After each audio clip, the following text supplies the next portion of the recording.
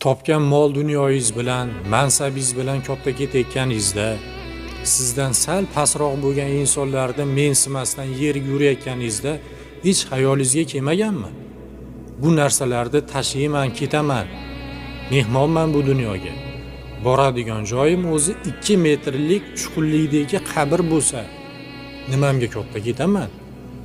Bu mensimayotgan insonim ham shu holatda ketsa, hech nimasiz.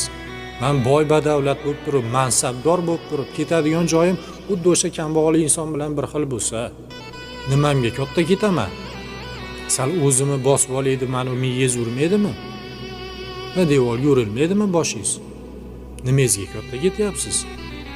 Tashab ketadigan narsalaringiz bilan katta ketmang. Hammani bir xil ko'ring.